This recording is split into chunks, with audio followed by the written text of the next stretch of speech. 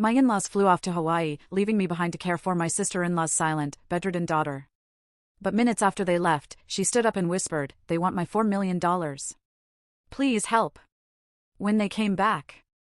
Imagine thinking you know someone, you know a whole family, and then in one heart-stopping moment, your entire world shatters as you uncover a betrayal so monstrous, so unbelievably cruel, it makes you question everything you thought you knew about humanity. That's exactly what happened to me. My name is Jessica Montgomery, and at 29, I was just an elementary school teacher who thought her life was pretty normal. My classroom was my sanctuary, a place where I felt in control, respected, cherished even. But that feeling? It completely vanished the second I stepped into my husband's family's world. Michael and I had been married 3 years, and while I adored him, he was kind, smart, loving. He had one massive, fatal flaw: he was utterly, completely conflict-averse, especially when it came to his family. And believe me, his family? They were a story. The Montgomerys were old money. My father-in-law, Robert, was the epitome of a domineering businessman, built his fortune in real estate, ruled his family with the same iron fist he used in boardrooms. Tall, imposing, always in tailored suits, he had this way of making you feel small with just a glance. Then there was Eleanor, my mother-in-law, a perfectly coiffed, perpetually frozen-faced woman who obsessed over appearances and social standing. She had mastered the art of delivering cutting remarks disguised as compliments. "Jessica, dear," she'd purr, "that outfit is so brave of you." I could never pull off something so casual at a formal dinner. My blood would boil, but I'd just smile. Then there was Amanda, Michael's older sister, and Lily's mother. 35, never held a real job, living off her trust fund. She had Lily in her 20s with a man who conveniently disappeared. Amanda was beautiful, entitled, and, honestly, completely irresponsible. She treated her daughter more like an accessory than a human being. And James, Michael's older brother, the corporate lawyer, a carbon copy of his father, barely acknowledged my existence. And finally, Michael, caught in the middle, seeking approval from them while trying to maintain peace with me. More often than not, I felt like I was losing the tug-of-war for his loyalty. From the moment I married into this family, I was an outsider. My middle-class background, my career in public education, they were viewed with barely concealed disdain. Nothing I did was ever good enough. My cooking was quaint, my home simple, my career noble, but impractical. Every family gathering was an exercise in extreme restraint, as I bit my tongue raw just to keep the peace for Michael. And then there was Lily, Amanda's daughter. The family's story was that Lily had a severe neurological disorder from birth, leaving her mute and immobile. She needed round-the-clock care, which Amanda mostly delegated to nurses. I'd seen Lily at family gatherings, always in her specialized wheelchair, staring blankly ahead. But something about her eyes always struck me. They seemed alert, intelligent. I always dismissed it as wishful thinking. I'm not a doctor, right? And the family had supposedly consulted the best specialists in the country. The call came 3 days before their departure. Eleanor, not asking, but informing me that I would be staying at their mansion to care for Lily while the entire family, Amanda included, enjoyed a 2-week vacation in Hawaii. "Jessica, darling, we need you to watch Lily while we're away," her tone leaving no room for argument. "What about her regular nurses?" I asked, already knowing I was being manipulated. "Oh, we had to let them go. Such unreliable people. Besides, family should take care of family." Michael already agreed. Of course, he did. Without consulting me. When I confronted Michael, he gave me his most apologetic look. "Babe, they really need our help. It's just for 2 weeks. We can stay in the guest suite, it's practically our own apartment." My job? My students? It's spring break next week, and Mom said she'll have Dad call the superintendent for the 2nd week. You know, he's a major donor. And there it was.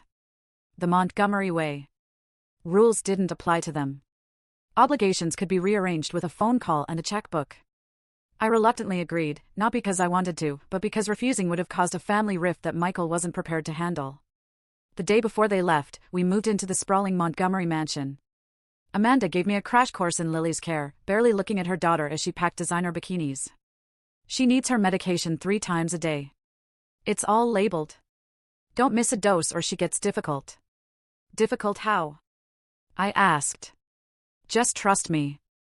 Keep her on schedule. She handed me a thick binder. Everything's in here. Feeding instructions, medication times, emergency contacts, not that she'll need a doctor. It's all just for show. That last comment struck me as incredibly odd, but before I could question it, Robert interrupted. Jessica, understand this is a massive responsibility. We're trusting you with our precious granddaughter. Don't disappoint us. The family's departure the next morning was a whirlwind. Luggage, shouted instructions. Not once did anyone, not even Amanda, stop to say a proper goodbye to Lily, who sat in her wheelchair by the window, supposedly unaware. As the cars pulled away, Michael hugged me. I'm sorry, babe. Dad insisted I come along for some business meetings. You'll be okay, right? I nodded, feeling utterly abandoned and resentful, watching my husband leave with his family, leaving me alone with a child I barely knew how to care for. Standing in that cavernous foyer, looking at Lily's blank expression, I sighed. Well, I guess it's just you and me now. Little did I know how quickly that statement would take on a whole new, chilling meaning. After everyone left, I wheeled Lily into the enormous living room and positioned her in front of the TV, playing a children's program as the care instructions suggested. I spoke to her gently, explaining what I was doing, even though I didn't expect a response. I'm going to make us some dinner, Lily. I'll be right in the kitchen if you need anything.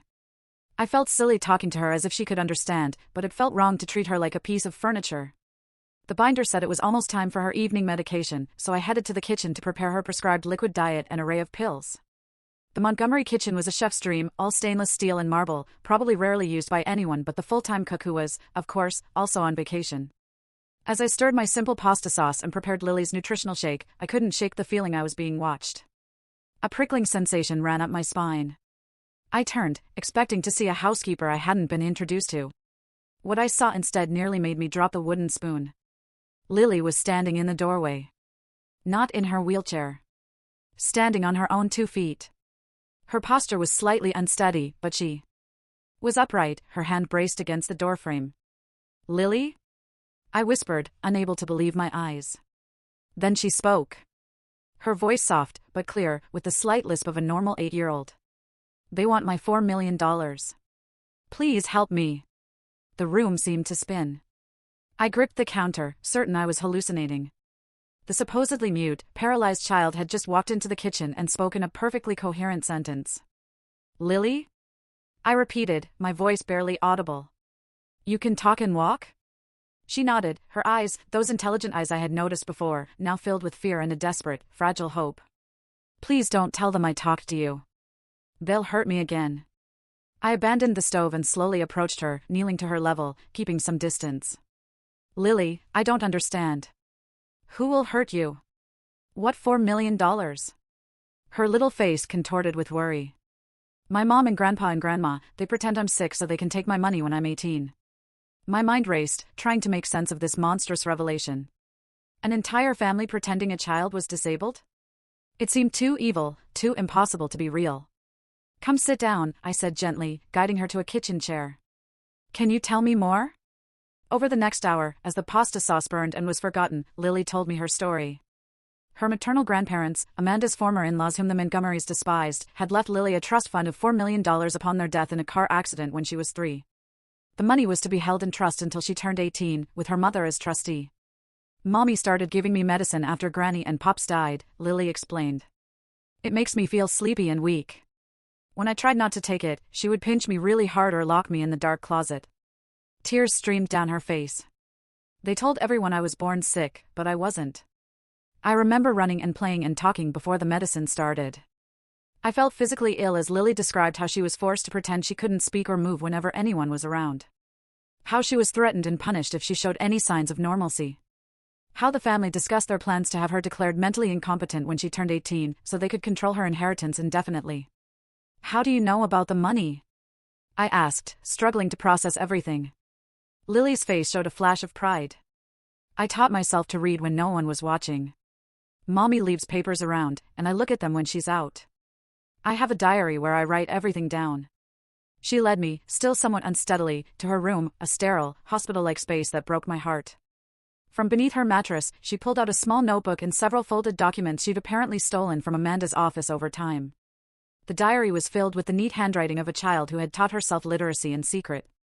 The entries documented the family's conversations about her money, the medications they forced on her, and the threats they used to keep her silent.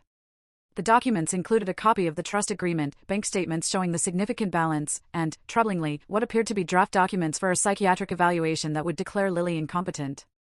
I sat on the edge of her bed, documents spread around us, feeling a mixture of horror, disbelief, and a cold, burning rage building inside me. "Why are you telling me this now?" I asked. "Why take this risk?" Lily's eyes filled with tears again. "Because you're nice. You talk to me like I'm real. And..." She hesitated. "They've never left me with just one person before. Always nurses who believe them. I was hoping maybe you could help me." In that moment, looking at this brave little girl who had endured years of abuse and isolation for the sake of money, I made a decision that would change both our lives forever. "I will help you, Lily. I promise." The next morning, I faced a crucial decision. Do I give Lily her medication as instructed, or do I trust her story and withhold it? The potential consequences weighed heavily. If she truly needed it, I could be putting her health at risk. But if her story was true, and my gut told me it was, I would be perpetuating her abuse. I decided to trust my instincts. I made a show of preparing her morning medication, but poured it down the sink instead. I gave her the nutritional shake without the crushed pills, watching anxiously for any adverse effects. By midday, the transformation was remarkable. Lily became more alert, her movements more coordinated.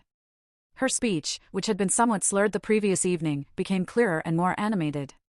She seemed like a completely normal 8-year-old girl, albeit one who had been isolated from normal childhood experiences.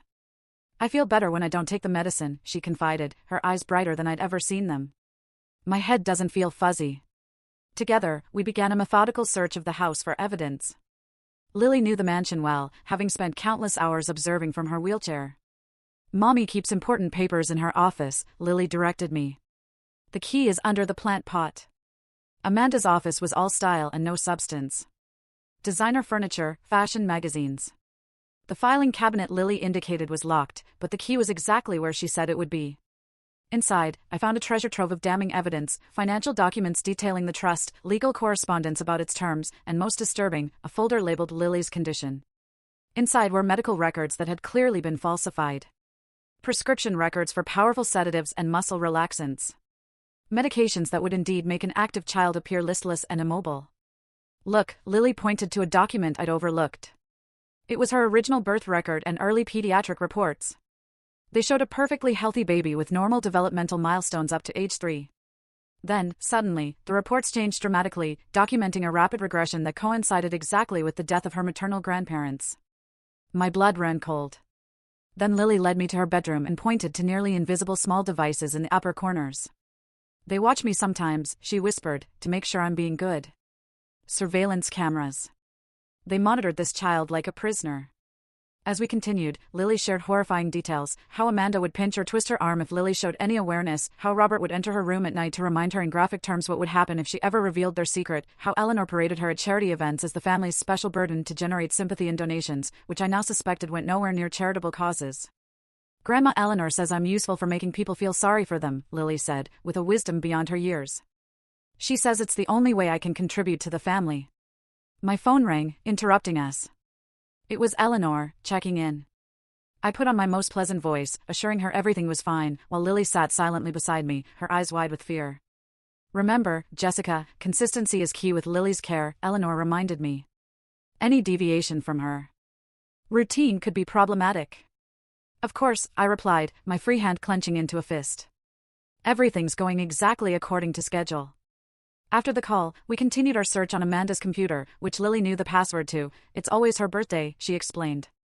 We found emails between family members discussing the trust fund, complaints about the burden of maintaining Lily's supposed condition, and most damning of all, plans for having her declared legally incompetent when she turned 18. One email from Robert to Amanda made my stomach churn. "The amendments to the trust are proceeding. Judge Wilson owes me a favor. Once the paperwork is finalized, even if the girl somehow manages to convince someone of her competence, the money remains under family control. Maintain the current protocols until then."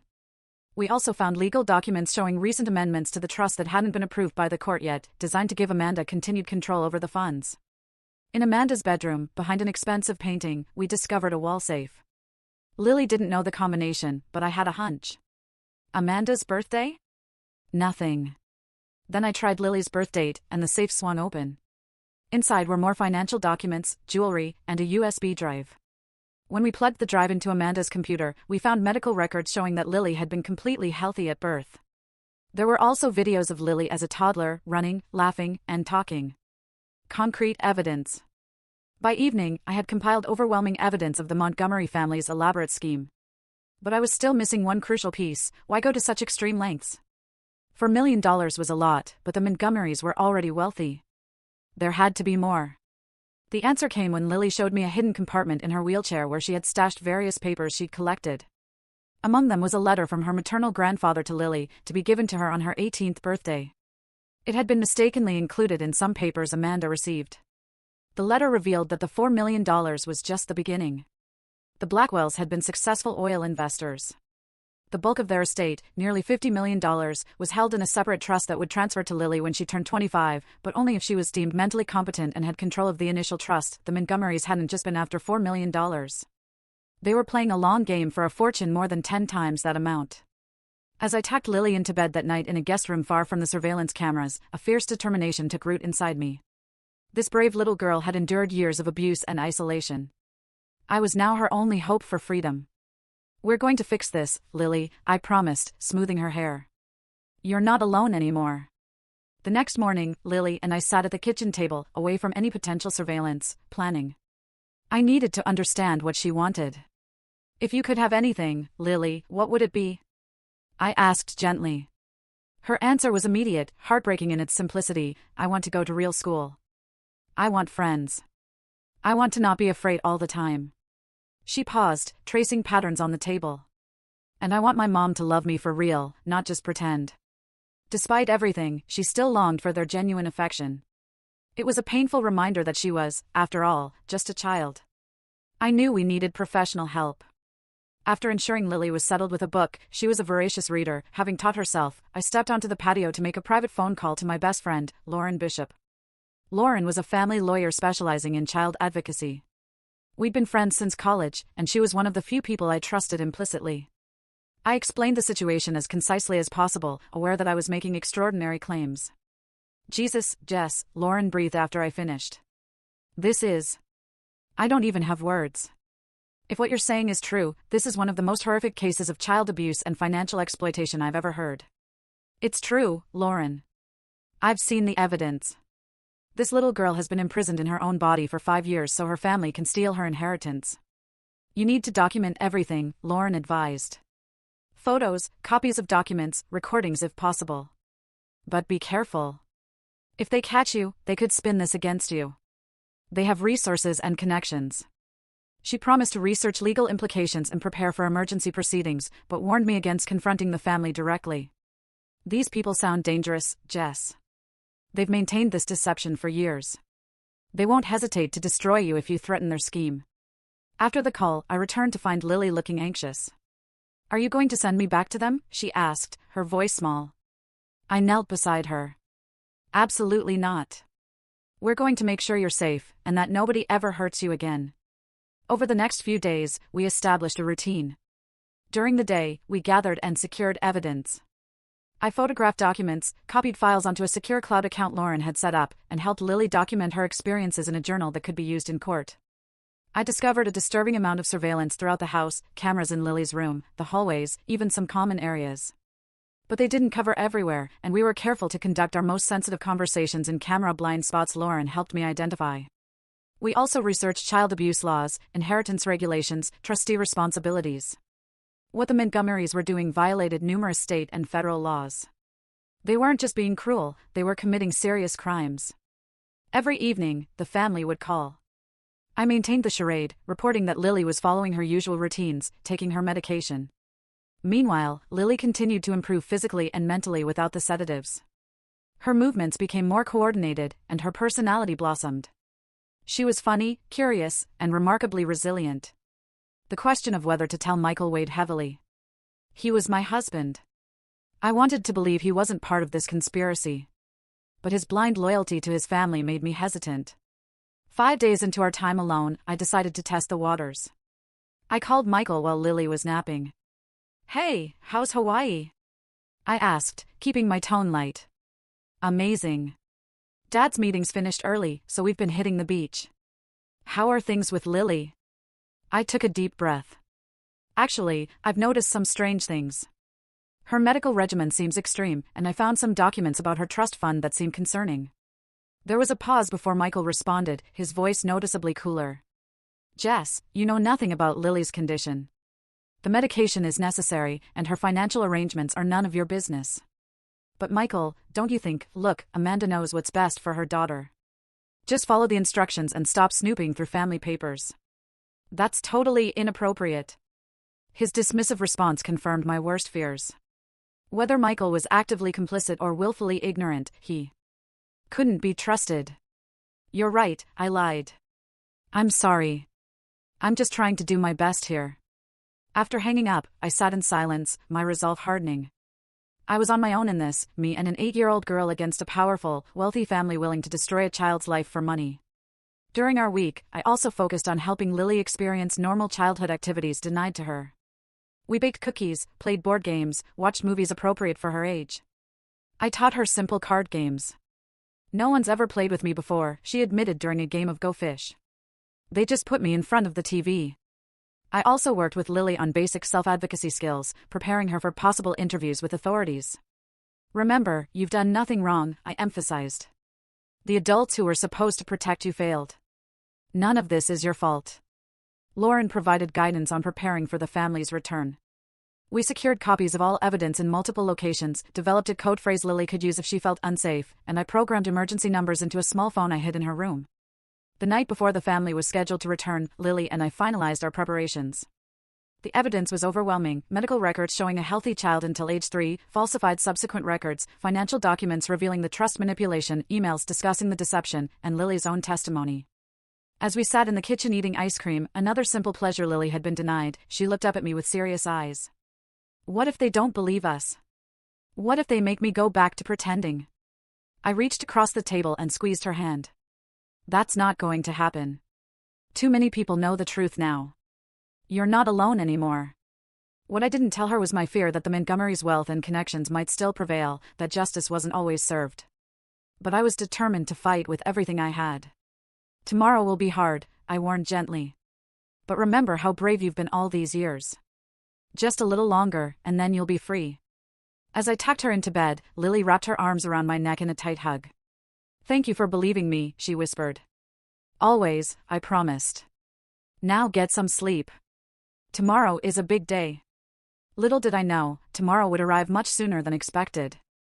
At 3 o'clock in the morning, I was jolted awake by the sound of the front door opening and voices in the foyer.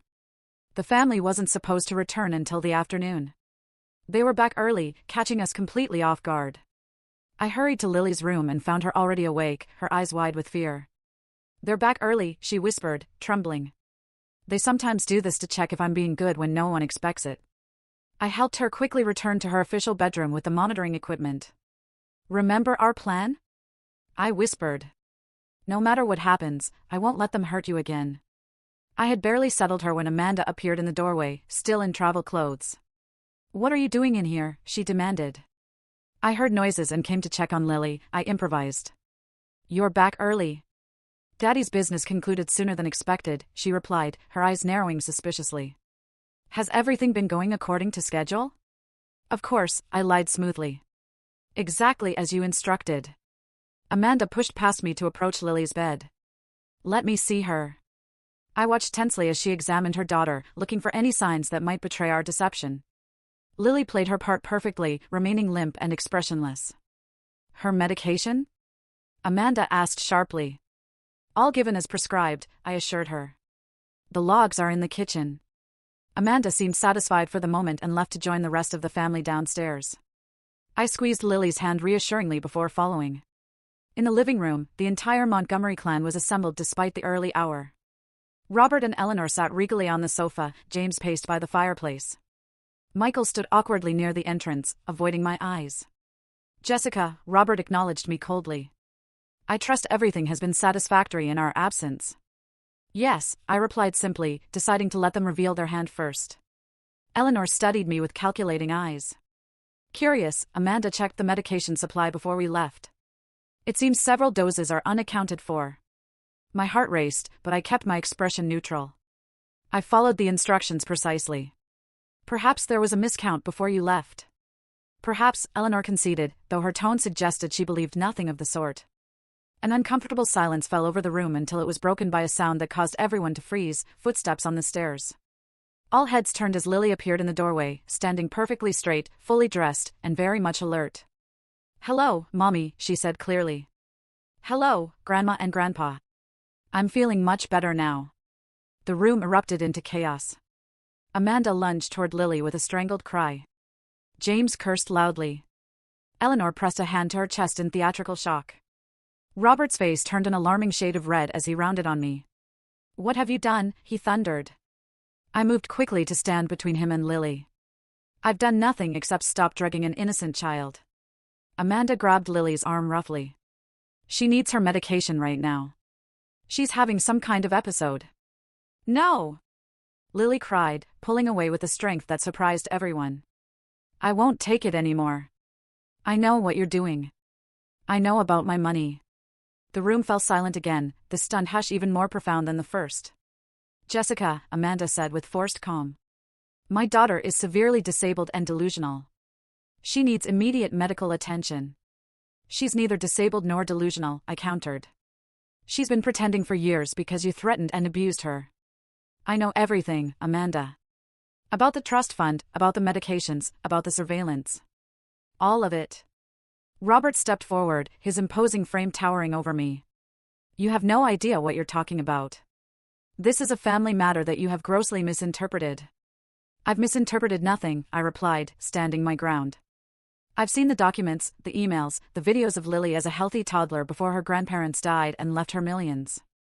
Eleanor attempted a different approach, her voice honey-sweet. "Jessica, dear, you've been under tremendous stress caring for a special needs child. It's understandable that you might be confused. Why don't you and Michael go home and rest while we handle Lily's care?" Michael finally spoke up, his voice uncertain. "Jess, maybe Mom's right. This is a lot. Let's go home and talk." "There's nothing to discuss, Michael. Your family has been abusing Lily for years, and I won't walk away and let it continue." Amanda suddenly changed tactics, her face contorting with rage. "You bitch! You've been snooping through my private papers. You have no right." She lunged for Lily again, this time with a prescription bottle she'd pulled from her purse. "You're taking your medicine right now, young lady." I intercepted her, blocking her path to Lily. "Don't touch her." Robert grabbed my arm painfully. "This is criminal trespassing and interference with a child's medical care. I'm calling the police." "Please do," I replied calmly. "I'm sure they'll be very interested in the evidence I've gathered."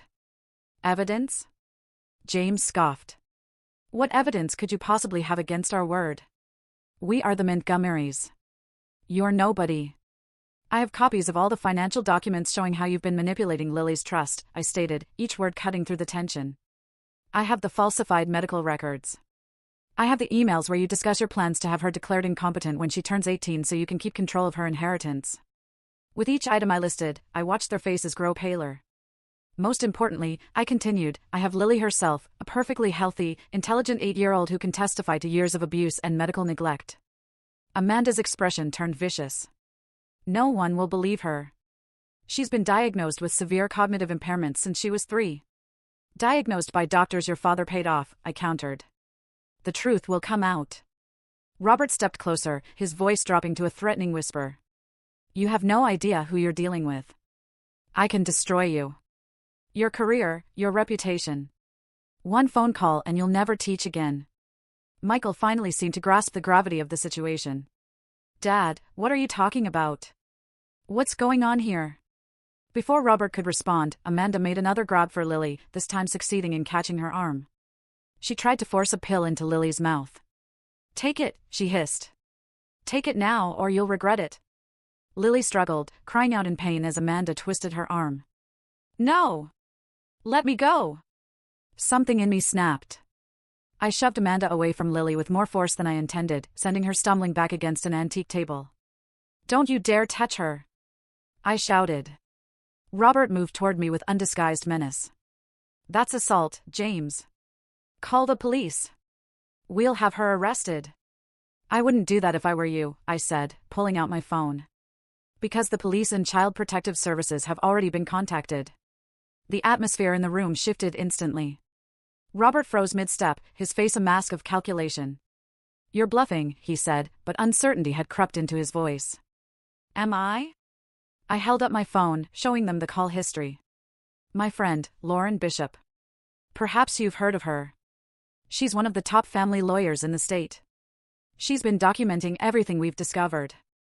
Eleanor's perfectly maintained composure began to crack. "Robert, perhaps we should discuss this privately." Before he could respond, the doorbell rang, its chime echoing through the tense silence of the room. James moved to the window and cursed. "There's a police car in the driveway." The color drained from Robert's face. "Nobody say a word. I'll handle this." But when he opened the door, it wasn't just the police. Lauren stood there with two officers and a woman I recognized as a CPS caseworker. Lauren had delivered exactly as promised. "Mr. Montgomery," Lauren greeted him professionally. "I'm Lauren Bishop, attorney at law. I believe you've been expecting us." Robert attempted to regain control. "There's been a misunderstanding. My daughter-in-law has been interfering with my granddaughter's medical care. The child is severely disabled and needs immediate attention." Lauren remained unfazed. "That's not what the evidence suggests, Mr. Montgomery. We have reason to believe Lily Montgomery has been subjected to long-term medical abuse and financial exploitation." The officers requested to speak with Lily, and despite Robert's objections, they insisted. As the situation unfolded, I watched Michael closely. His face cycled through confusion, disbelief, and then dawning horror as he began to piece together the truth. Our eyes met across the room, and I silently pleaded with him to choose the right side. To choose Lily. The critical moment came when Amanda, seeing her scheme unraveling, made one last desperate attempt. "Lily has severe developmental issues," she insisted to the CPS worker. "She hallucinates and makes up stories. She needs her medication immediately." The caseworker asked to see the medication, and Amanda handed over the bottle. The worker read the label carefully. "This is a powerful sedative, Miss Montgomery. Not typically prescribed for children except in extreme cases." "She is an extreme case," Amanda snapped. "Then you won't mind if we have her evaluated by an independent physician," the caseworker replied calmly. Amanda's composure cracked.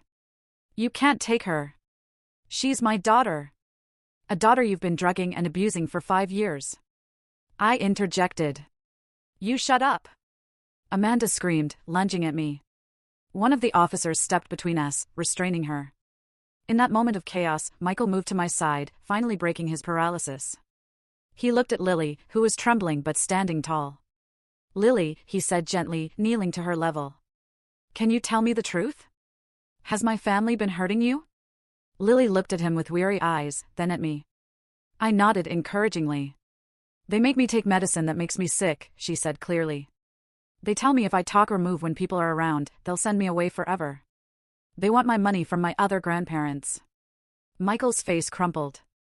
He turned to his family, who were all watching him with a mixture of rage and calculation. "Is this true?" he demanded.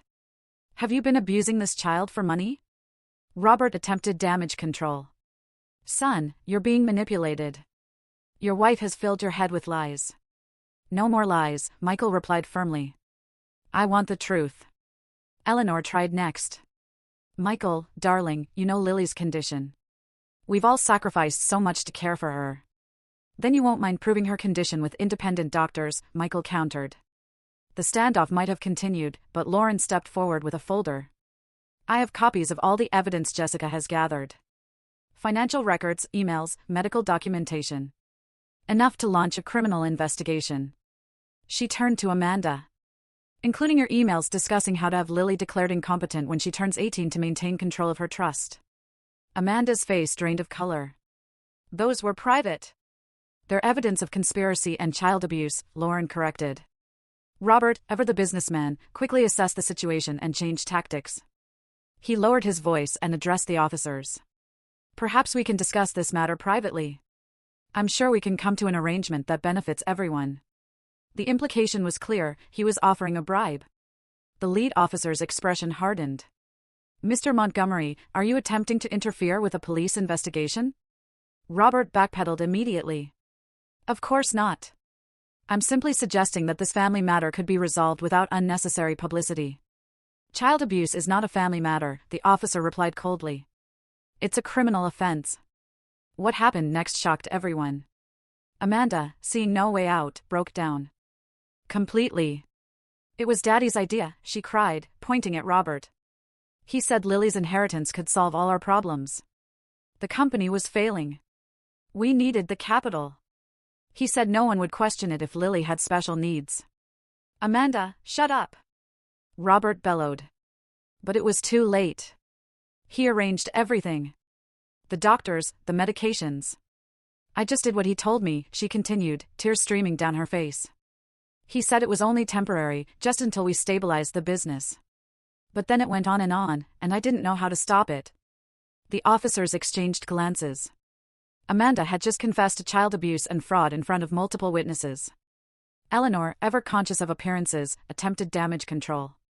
This is all a terrible misunderstanding. We only wanted what was best for Lily by drugging her into submission and stealing her inheritance. I couldn't help but interject. The next few hours passed in a blur. Lily was taken to the hospital for evaluation, accompanied by the CPS worker, and at my insistence, myself. Michael came with us, shell-shocked, but determined to make things right. Robert and Amanda were taken to the police station for questioning, while Eleanor and James were instructed not to leave town as the investigation proceeded. The family's carefully constructed facade had crumbled in a single night. At the hospital, doctors confirmed what we already knew. Lily was physically and neurologically normal for her age, though some areas were delayed due to isolation and medication. There were no signs of any congenital disorder or disability. As Lily underwent various tests, Michael and I sat in the waiting room, the weight of the night's revelations hanging between us. I had no idea, he said finally, his voice hollow. I swear, Jess. I didn't know what they were doing. You didn't want to know, I corrected gently. There were signs, Michael. You chose not to see them. He nodded, accepting the truth. What happens now?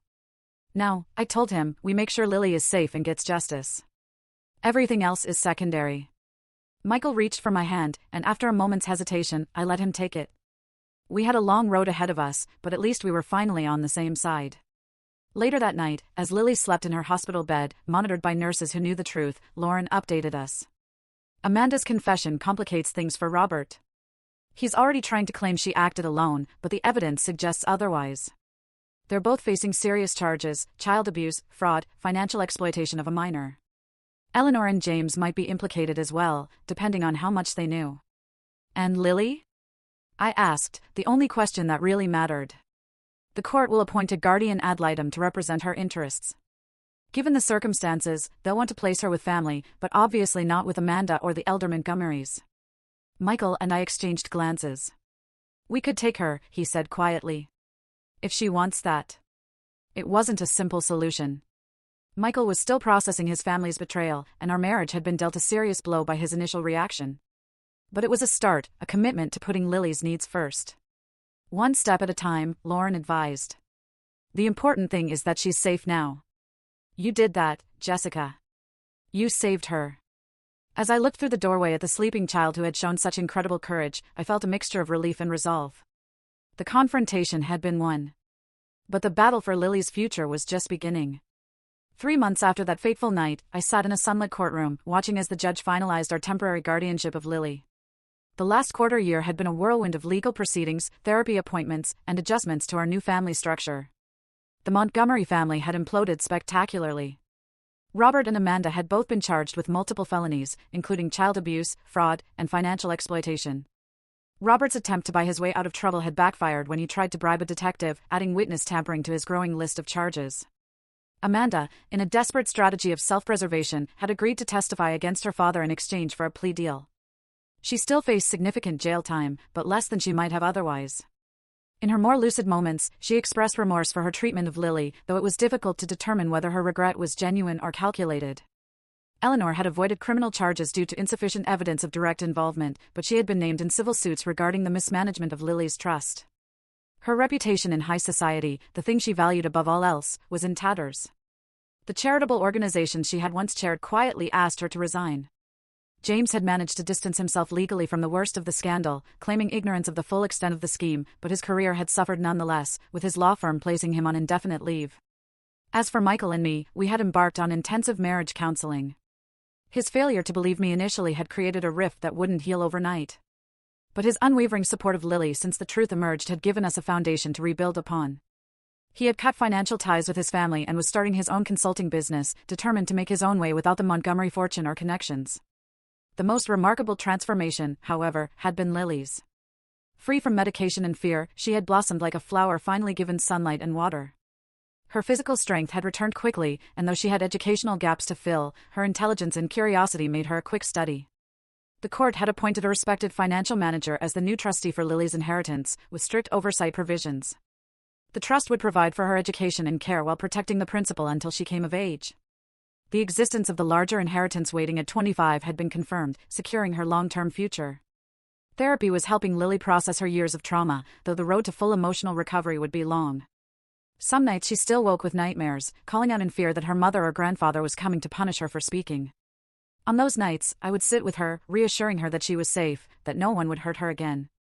We had enrolled her in school, a small private academy with experience handling children with unusual backgrounds.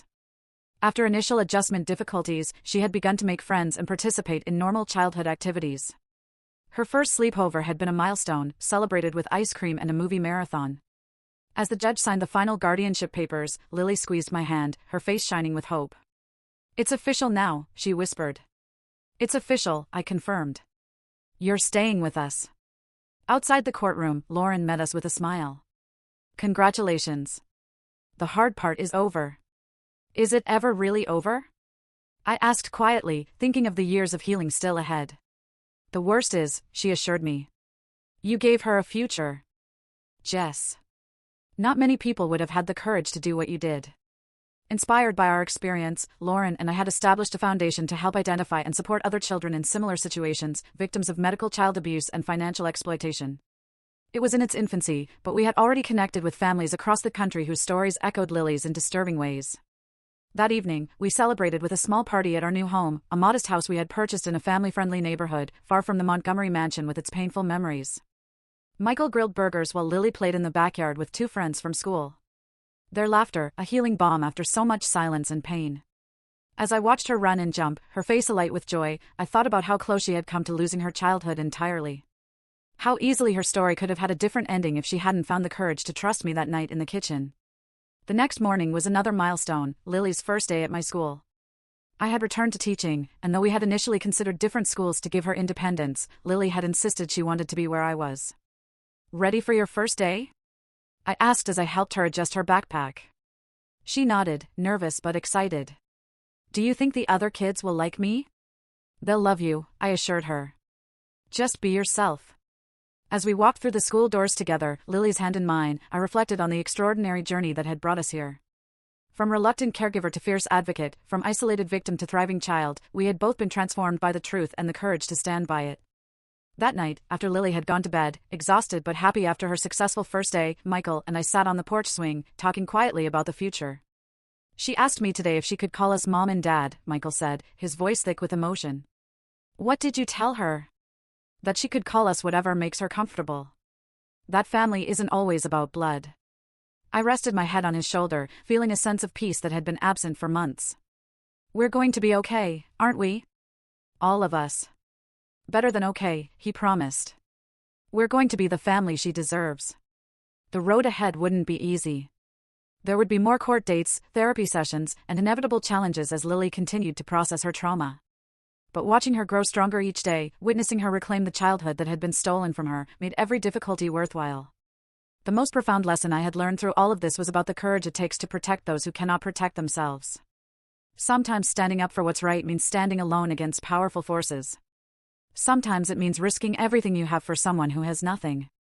But in that risk comes the greatest reward, the knowledge that you've changed a life forever. That you've helped rewrite a story that was heading toward tragedy into one of triumph and hope. What would you have done in my situation? Would you have had the courage to stand up against a powerful family to protect a child you barely knew? Leave a comment below and let me know your thoughts.